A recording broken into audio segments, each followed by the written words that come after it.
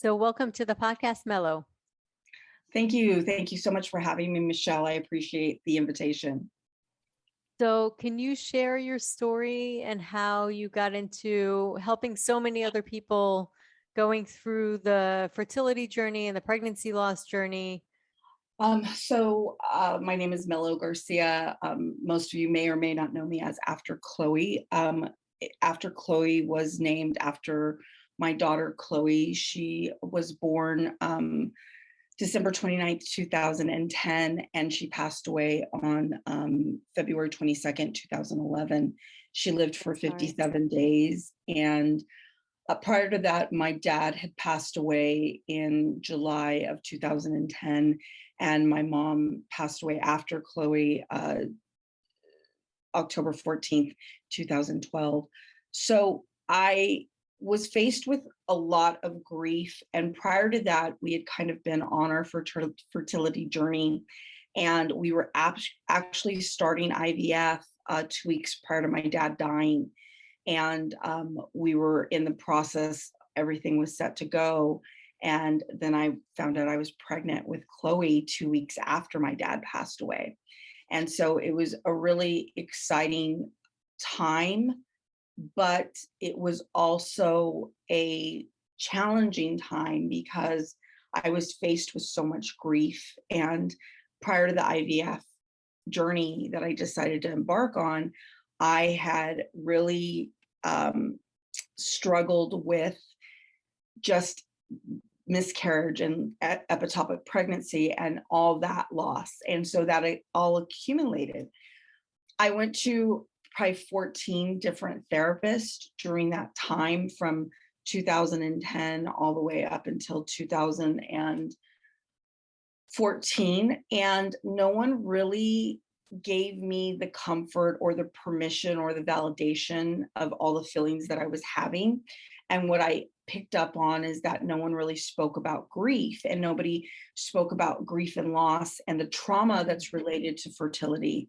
So I decided that I was going to create a community, and I was going to do what I needed to do to get certified and licensed and to be able to speak about grief and loss all the time. And obviously, like, we all have our stories of any issues or grief or trauma that we face. And I wanted to be able to create a community that everyone could talk about their relative loss, their relative grief, their relative journeys. And it just so happened that my own journey was really centered around fertility and infant loss. And so after Chloe began in late 2014, and it's been a blessing ever since then. It's amazing because I'm so glad that you did this. And I also commend you for the courage, because I know that when you're going through it personally, to really take your story and express it and show it and help so many other people going through this. It is something that is very unique in the way that there isn't as much ceremony with that loss as Mhm. there are with people that have been born, have been living. I mean, I know you also went through this with Chloe, and I'm so sorry. I can't imagine the heartbreak um, with something like this. It's unimaginable. And so when you think about that, a lot of times people going through miscarriage and pregnancy loss, they often feel like they're going through this alone. Yes. There's no ceremony. They don't have the people around them. And that's one thing that's kind of unique about this type of trauma and this type of loss. And it's almost unspoken about. And so the fact that you created this community and created a space for people to feel validated, heard, and also to be around other people or to speak about what they're going through, so that they don't feel like nobody understands what they're going through. It's not like something you have to go through alone, because when you're going through something like that, you need community, you need help, you need support. Yes, I think that the big word here is space. Uh, we tend to often look for validation and for healing outward, right? And it's Yeah. really in reality all inward.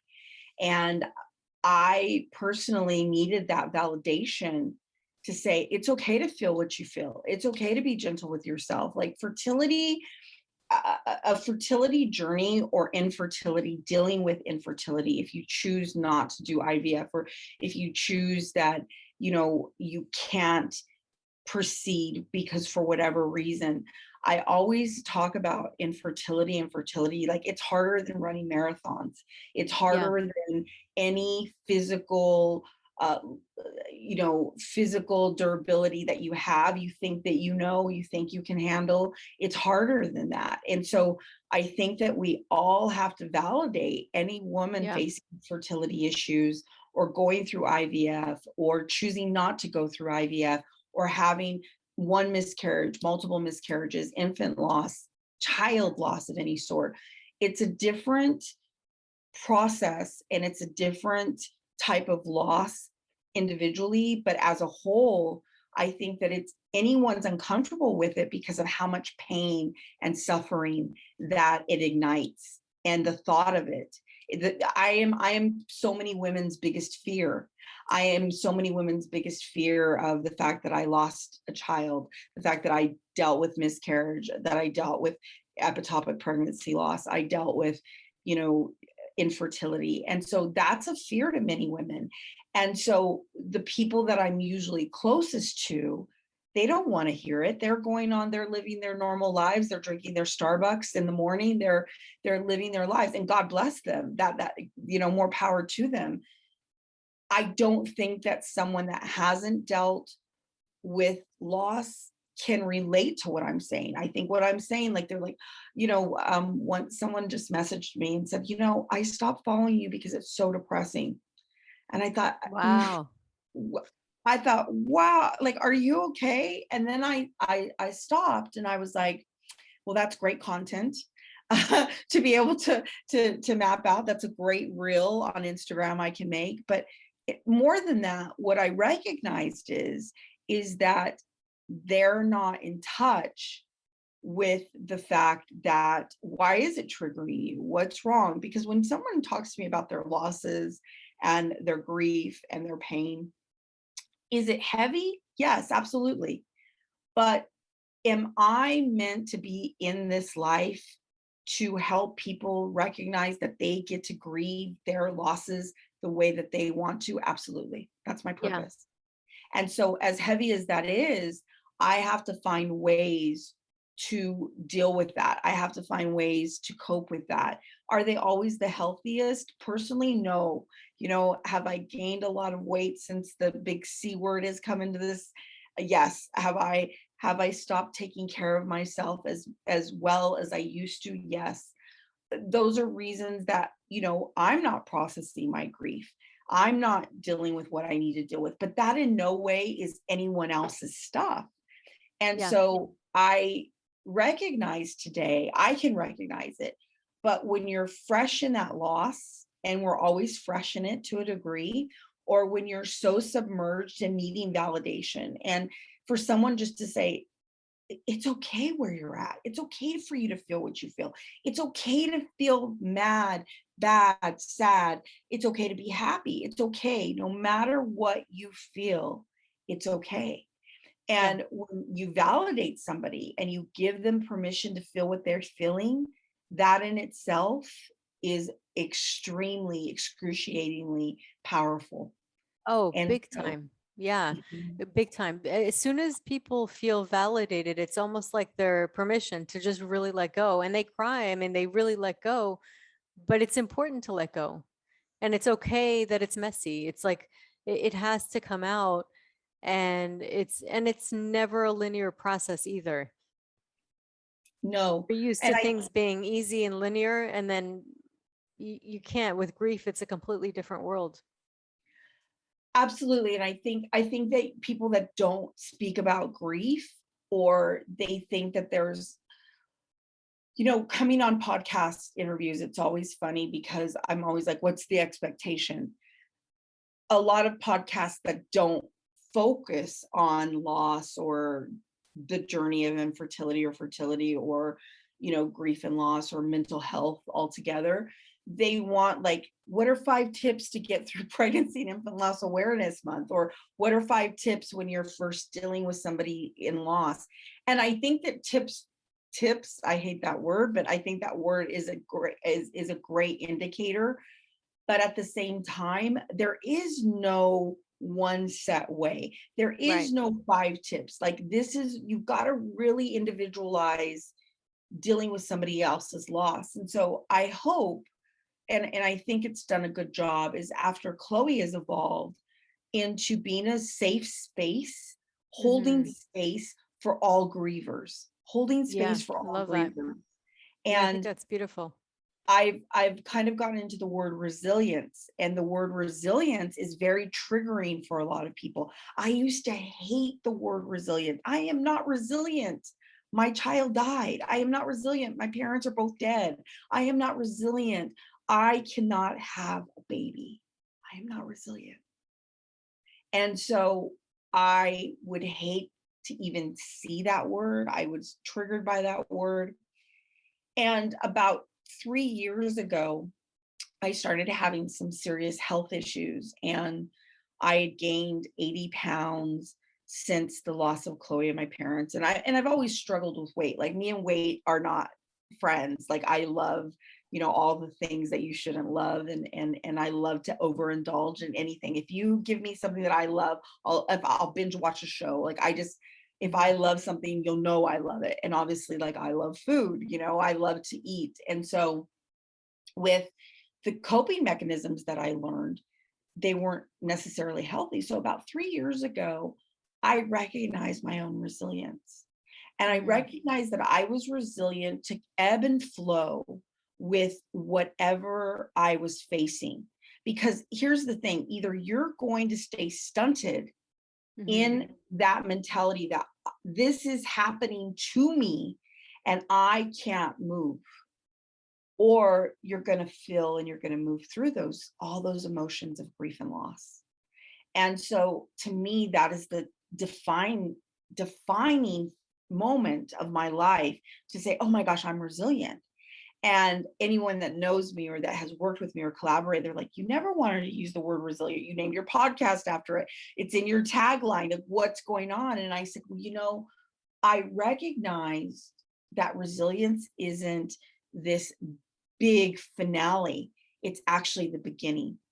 And it's Mm, the yeah, start for you to move through all those feelings, all that loss, all that impossibility, and to move through it. And you may come back to it, but you're going to be resilient every time you move through that. And every time you go forward, you go backwards, you go to the side, it's movement. And for right. me, I didn't realize that, I'm after Chloe, but I was stagnant in that loss and that grief. And I didn't move, Michelle. Yeah, I didn't move for a really long time. So when I found the resilience and I was able to understand what that meant for me, what my definition of moving through grief is. And again, moving can be triggering because you're like, well, what do you mean after Chloe? You're going to forget it? No. Sometimes I move forward. This mhm. morning, I moved all the way back. I was going through some papers, and I came into Chloe's death certificate by chance. And I called Chloe's dad and we had a good cry. And that is how I grieve actively. But then Yeah, I got myself together, put my face onto a degree. I didn't really run a brush through my hair, but we'll pretend. And and it and looks and fine here's to where I'm me. at. Thank you, thank you. But that's where I'm at today, and I recognize that that's resilience for me. So no longer is anything really triggering. The only thing that triggers me is when someone doesn't get it and they don't respect someone else's process, because we don't go out on the street, and I don't go up to some lady and say, why are you feeling that way? What's wrong with you? Move on with it. Get on with it. This Mhm. is depressing. You're depressing me. We don't say those things. But the internet kind of gives us a space where we have a little bit more latitude. We think we can say more things. We Yeah, think we can get away with more.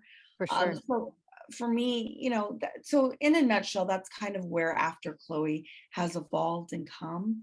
And I just wanted to serve people. That's the whole goal. That's beautiful. I really do think that's so beautiful. And it, gives you a space also of healing. I would imagine that going through this and then having a community and connecting with a community and helping them through what you've gone through, or at least sharing your experience and how you've figured out. I mean, there's no figuring it out, but how you found peace. It's moments of peace, moments of grief. It's going back and forth. And you know what? It's even those moments of being stuck. I think it's part of that whole process, and it has also its own valid space or place to be in.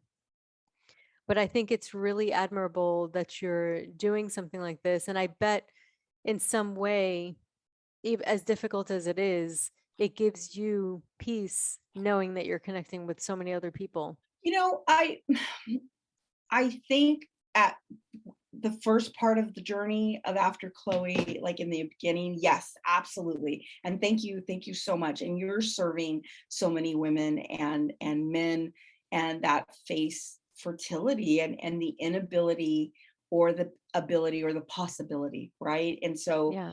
I think when we serve others, it's definitely a plethora of emotions and feelings. And I think that when you serve others, it is an antidote for your grief at some point, you know, in some ways.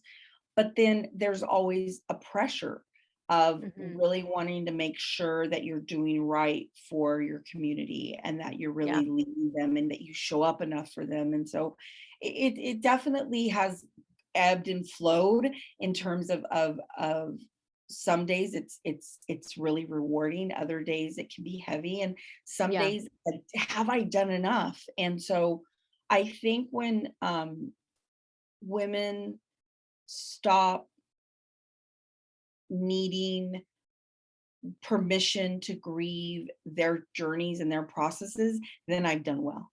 But Yeah. until then, Yeah. you know, I think that there's so many areas that and places and um, cultures and religions that really stunt women from being able to feel what they feel. And so until that changes, I don't Yeah. think I've done my job. I don't think That I've is done. so true. I mean, you really hit the nail on the head in so many ways. I mean, in so many ways, we see it all the time. It's this self-validation, just validation and wherever you're at as a woman, or just self-acceptance and acceptance of how we're made and how we're built and how we process emotions. All of that is so ingrained in us to sometimes stunt and not allow to breathe. So I think, and it is interesting because I do think that certain works are of the feminine. It comes from a place of nurturing. I kind of see what you're doing is coming from a place of nurturing, and you always feel like you can do more. But I'm sure, whatever you're doing is perfect. There's no perfection, it's progress. It's Yeah. knowing that you're showing up, and you're going to have moments where you're not able to show up as well. And that's okay too. Isn't that kind of part of that whole grieving process, but in a different platform? Yeah, you know, I think you're right. I do. I think though that we have to also remember and recognize that we're grieving the fact that people don't get it. Yeah. And we're grieving the reality that people just don't show up when they do, you know, people that don't know better can't do better.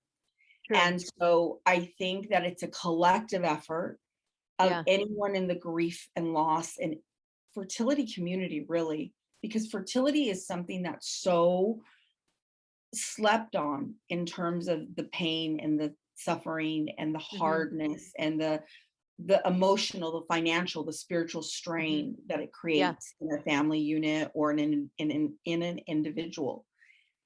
So I think that there has to be more focus on serving, because you know the bigger your platform gets, the more pressures there are, you know, Hmm. branding and website, and the podcast is look this and get a Yeah. sponsorship and all that good stuff, and those things are all wonderful. But I think the moment that I lose perspective, then I need to recheck myself. And so Yeah. I constantly am trying to get others grief more even than my own, in the sense that like there's so many various factors of grieving and loss and the pain and the hardness of it. And then it's Mhm. also this symbiotic kind of like in unison beautiful process of all that love, right? Like Yeah. of all the love that's there, of all this love that a parent just wants to be able to give their child, that that a love that we just want to give our loved ones. And so Mhm. I think it's a beautiful kind of combination. And I use the word beautiful very, very hesitantly because I don't want to offend anyone.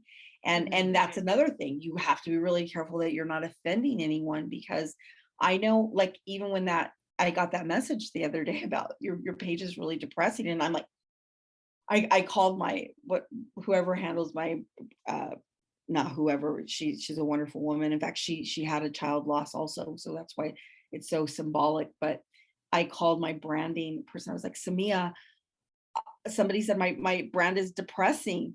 And she was like, how could it be depressing? It's these bright, beautiful, beautiful pastel, well, not bright, but pastel brights, I guess, colors. And then I had to really recheck myself. And I'm like, this is not about you. Like, Mhm. this is about, how this person is feeling safe enough to tell you how they feel. Yeah. So that's the way I have to take it. And it's Right. hard some days, right? It's hard. It's Yeah. hard. As dealing with a podcast, if someone cancels you or moves you, or, like I came in an hour early, you're like, I had you at this time. I'm like, well, no, I'm at this time. And so you're like, okay, let me get myself together. And Yeah. I think that it's that way every day for us in any platform we're on. Even if we're at the grocery store in line and you hear somebody say, my loved one died today, and to Mhm. really honor that person. And if that person allows you, and I mean the way that things are in the world today, but I always say, can I touch your back? And Mhm. I want to hold space with you. Can I pray with you? Do you want an affirmation? Do you want a meditation? What can I do to serve you best in this moment? And a lot of times strangers are really taken aback by that, because they're like, are you for real? Like, people are always like, are you really that nice? I'm like, no, if you ask Chloe's dad, I'm really not that nice. But I do believe in showing up Yeah. and holding space with anyone that has experienced loss. Like, I will drop whatever I'm doing. If you're dealing with loss, I drop whatever I'm doing, and I always try to hold space with someone. But at the same time, I always have to remember this is not about me. Like, Mhm. after Chloe was originated, like, I never wanted to be the face. I never wanted to say my name. I didn't want any part in the branding, and obviously that's evolved. And the branding gods, or the people that are trying to help me evolve this community, not to be the biggest, but the best, one of the best resources that are out there. And that means all of the resources. That means your podcast. That means so many of the amazing women and men that serve on a daily basis. But when I go into my branding, I never want it to be like, this is the Mellow show. No, it's the After Yes. Club show. And Yeah. so I always have to be really mindful and careful of that, because you could get caught up, like, wow, they're saying that to me personally. I'm personally offended. I'm like a depressed person. That's how I Yeah. could have taken that comment. And that's not the Right. truth. And I wish I had known that, through my fertility journey, because I took it so personally. I was like, why is this happening to me? Yeah. Why me? How dare them do this to me? I'm supposed to have a beautiful child. Why is this happening? And it's okay to question, but Yeah. you've got to know that it's not personal. And that's where it's hard, because it feels so personal. Of It feels like a course. personal attack on your humanity, on who you are as a human. I Yeah. used to always tell my fertility specialist, why is my body failing me? And it's going to make me cry, but she always used to say, you're not allowed to say that. Your body is this beautiful, amazing accumulation of everything you're meant for in life. It's Oh, just the she's vehicle. wonderful. What a beautiful thing to say. And it's so hard, because for so long I was like, my body's failing me. my body's failing me. And I always remember this, like, it's just this vehicle that's going to get you where you need to go. And all vehicles are different, right? And Hmm. so that's where we can't take it personal. And it's hard because, It is hard. yes. And like, they're like, how dare after Chloe, this is like so personal when you've been in your third IVF cycle and you've spent all your savings and you don't know where to go from here. And you don't like, I wish that I could say, "Oh my gosh, this is not personal." And I wish that I could say, like, "This is you're meant to, do this something grand or big." But anything you do after loss is grand and big. Any part of life that you live is big and amazing, and God bless you because you're showing all that love that remains. And so I really try to live by that. If we had Chloe's dad sitting next to me, he may have a different version, but he gets to see me like no one else does. But for the most part, it's beautiful. It's a beautiful process, beautiful life. Yeah. It's interesting how you go through some such darkness, but at the same time you can find this light, and this light kind of comes through you to other people. This compassion that you probably wouldn't have had the same amount as you do today going through it. And when you see people, you just want to love on them and help them and support them. And it kind of brings out that aspect of compassion in you. And it's crazy how those dualities tend to work together in life. I was probably the most self-centered, hyper-focused person on what I believed my life was going to be when all of this started. When Chloe died, when Chloe was born. I remember when Chloe was born, and this story always comes to my mind. When I was about 6 or 7, I was in a store, and my mom said, "That woman lost her baby, her child." And I remember telling her, "Mama, how could she, how could that happen?" And I didn't understand. And I'll never forget that woman because that woman was beautiful by sight, but there was such a heaviness, a sadness about her. Mm. And when Chloe was born, I went to my mom and I said, "I'm that lady." And my mom was like, "What lady? What are you talking about?" And I said the lady's name, and she says, "Oh," she said, "Well, no, well, Chloe's not, Mija means daughter in Spanish, but she's Chloe's still alive." And I said, "No, she's not going to live." And I knew really early on I was going to be that lady. And it's a heaviness that you move differently when you carry it. You move differently when you've lost. And there isn't any way to get rid of it, drop it, put it down. Can't. It's always with me. And it's always with you. It's always with anyone that's experienced grief and loss. And so I do move really different because of that heaviness. And I truly understand what it's like to not have any control and to really just live by faith. And so that really changed me, changed the trajectory of my whole life. Wow. Yeah. And how were you able to rely on faith? Because it's so hard when you're going through it. You question everything. Oh, yeah. Like, I mean, I am, I think that I was either going to live or die. So I had to have hope in something.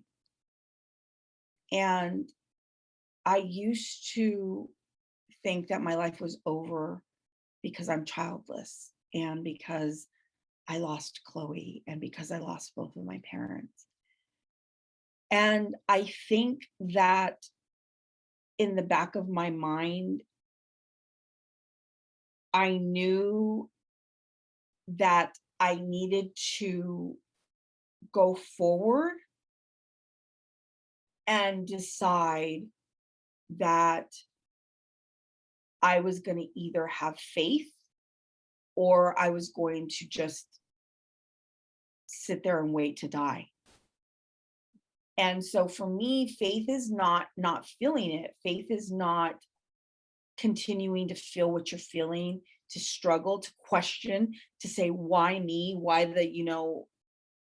whatever curse word you use. I like the F word, but I won't use it right now. But, whatever word is appropriate in the moment, like, why me?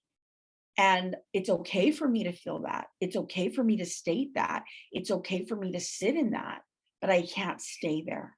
And to me, Yeah. that's faith. And so if I get up and I shower and I put makeup on today, that's faith. Yeah.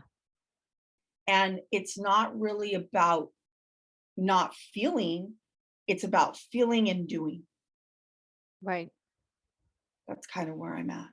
Because when we move through, it's okay to come back there. It's okay to sit there. But as long as you get up and even if you're just metaphorically moving in a circle, you're moving, Yeah. there's movement. Yeah.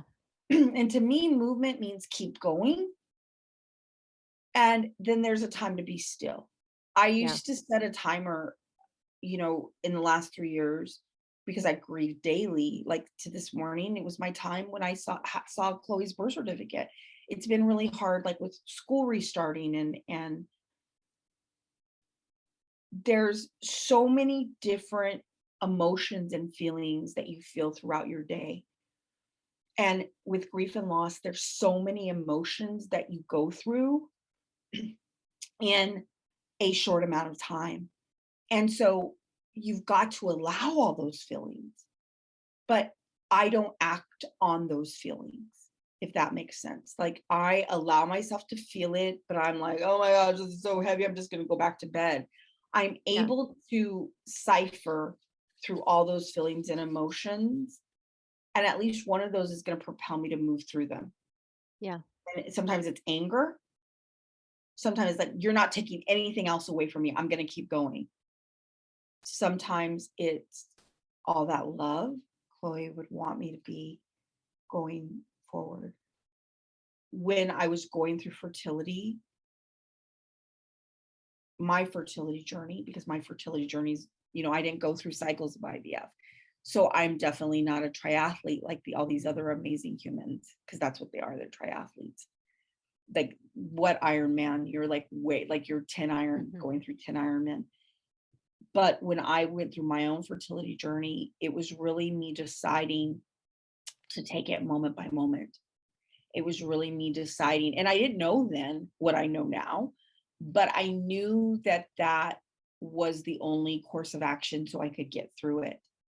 And that in itself made me recognize that that's faith in my mind.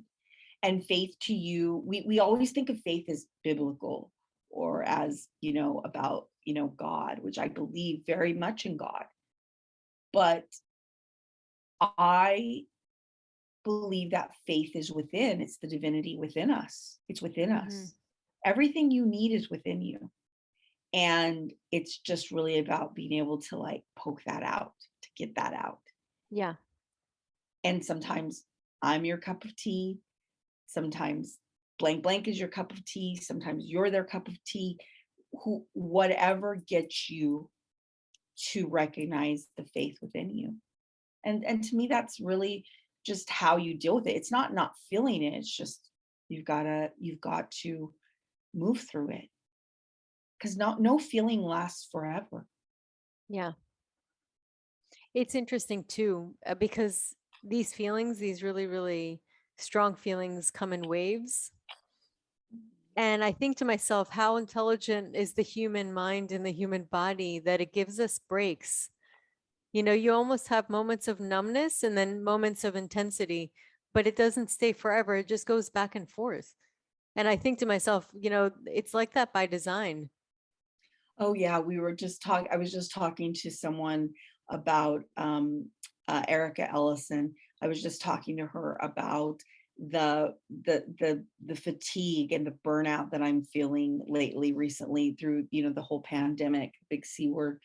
And I was saying, like, I just, and she's like, I want you to think about this for a second. Your body's always trying to protect you. So if your body Mm, shuts down or your body stops working or your mind shuts off, it's because they're trying to accept you. Like, I'm sorry, protect you, not accept you, protect you. And so at the end of the day, we recognize that when we're in grief and loss and we have all these physical reactions and symptoms, it's not necessarily um, because it's our bodies are trying to hurt us, they're trying to protect us. yeah. Yeah, it is It is beautiful. wild, right? It is wild because the body's super intelligent and there's always some kind of reason for something, but it doesn't make it any better when you're going through it for sure. Yeah, that's a whole conversation, right, in Yeah. itself. Yeah, yeah, I mean, it's crazy. It's crazy, but I think that we tend to believe that we have to be like everybody has this expectation or this preconceived picture of what grief and loss are. Yeah. And I had to really kind of like just tear all of that down and just Mhm. start with a blank space. Yeah. And today, what grief and loss is to me is not what grief and loss was if you were to talk to me 5 years ago or 6 years ago when I started after Chloe. It wouldn't be there. It would be, you know, something way more centralized on other people and other people being able to help me. I used to think someone could help me through this. Yeah. Yeah. And now I recognize that I can take the resources and I can take what they give out there in the world, but I can mold it to what I need it to be. Yeah. So yeah. And how does After Chloe work as a community? What things do you offer and how can people connect with you? Oh, I knew you were going to ask me a question I didn't have the answer to. No, we're just joking. Um, I love Instagram, but I get on Instagram to look at hair tutorial videos and reels on slime, and I love ASMR. You've got a great voice, Michelle. You can do ASMR. But yeah, I am. I obviously I'm always on Instagram. We have two separate Facebook groups that are completely free, completely private, that offer consistent support. We do an online summit. I don't know, we're still on the fence this year about what it's going to be. It was supposed to go live and become an in-person event in 2020. And so with COVID, that's obviously Yeah. changed. And so um we were already in the heat of planning it because it has to be so far ahead. So the summit really kind of almost did me in last year in terms of just really kind of knowing where to go with it. But we've done the online summit for I think we're going on 6 7 years, like I don't even know, yeah, 6 or 7 years. And so the summit will happen one way or another. I just don't know how or what that looks like. We're in planning stages. That's why this morning we're actually kind of really making some tough decisions. Me and my amazing team. And obviously you can work with me. If you go on my website, you can always work with me. I always put it out there that I want to be able to give you any sort of resource Hmm. available. So anything you need, I want to be able to provide you with. That's beautiful. Let me tell you, you are a really impressive human being. I just think that to be able to share such a vulnerable experience with so many people with intention of helping them with what you didn't have yourself, I commend you for that. I really do. I think it's just a beautiful, beautiful thing. And I know that you probably don't stop and give yourself credit often enough because I think that's just how people are. You Yeah, just yeah, go on and yeah. you do your thing and you don't think about it. Well, So I yeah. want to reflect that to you.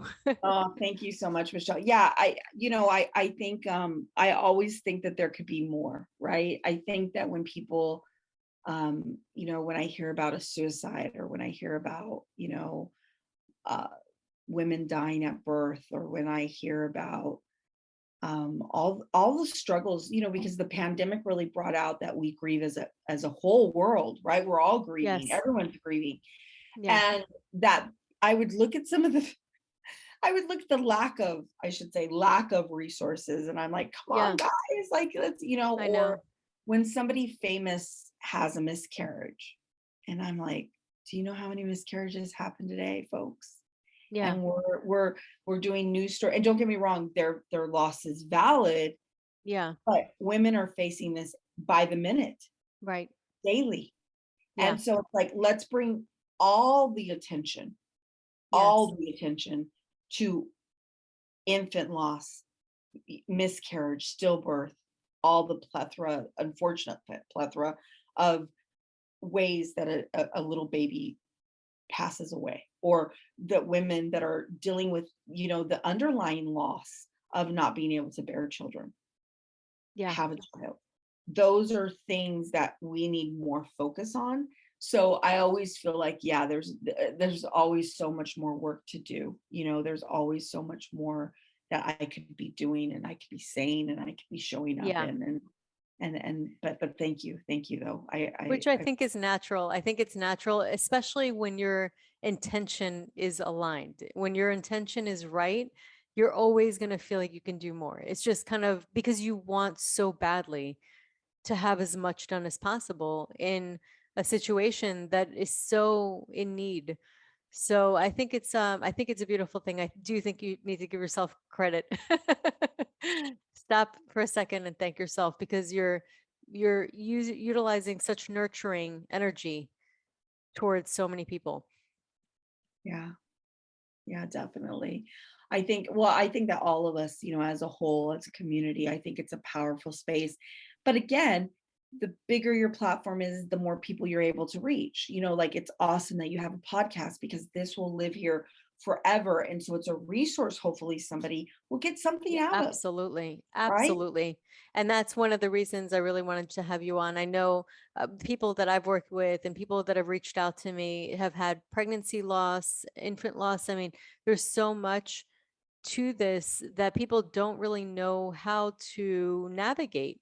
And so even just hearing a person's story helps that navigation. Just knowing that somebody else went through what you're going through is so validating. So I think that just being having that shared experience and knowing that you're not alone is huge. Yes, and it was just National Grief Awareness Day, right? Or week, right? Some people do week, some people do day. Just like pregnancy and infant loss. Pregnancy and infant loss awareness day is on October the 15th. We, we put it out there all month long. That's another way to show up, that they can get resources. Your audience can get resources, or if my audience is listening, you can get resources that we offer, like an email a day the whole month of October if you sign up. And it's free, but they're like journal prompts, and they're different I love words. that. And then, I'm on social media and we do the words. Running out of words though, right? Because we may redo words this year because they were like, you have to get them in by like the middle of August. And they're like, Melo, we still don't have your words. And I'm like, I'm trying to think of, words that are going to be compelling to prompt you to journal. Like journaling is such a powerful Oh, big way time. to deal with the grief and the loss that you're experiencing. And this year we're going to ask Emily Thoreau Threat. She's an author and just brilliant. She's one of my mentors, and she uses writing in everything that she does. And she does this amazing, these letter writings, and it's so powerful. So, we're in talks with her to get her involved this year in pregnancy and infant loss. This month, September, is, NICU Awareness Month. So there's so many different ways that someone can gain support. And again, it's my dream, and it's actually in the works right now, is that we're redoing my website, and there's going to be a link that'll say resources. And on that link, you go in, and if you say, I'm experiencing, or it's going to ask you, what type of loss are you experiencing, or what type of loss are you facing today? And then you're going to say baby loss, or loss of my parent, or I'm dealing with infertility. then what will happen on the next screen is that you'll be able to see all the resources that are there. So you won't have to tell me what kind of tea you like, but you'll be able to pick whichever flavor of tea you like.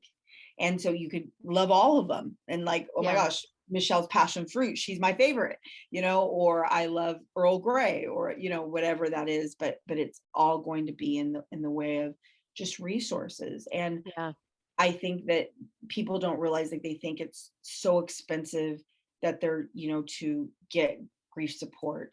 And, you know, I understand that people with fertility have financial constraints. And I understand that they're spending so much money in other areas. So I love to be able to give free resources.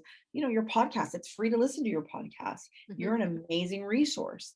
So you'll be on there, and obviously if they don't want to be on there, I've never to date, I've never encountered that. But if obviously if somebody didn't want to be on there, we would take them off. But it's been 4 years building it, in terms of just all the resources I have, because I have some really great friends Hmm. and amazing resources, aka After Chloe and Friends Online Summit. But we have some amazing resources that we're, really trying to offer.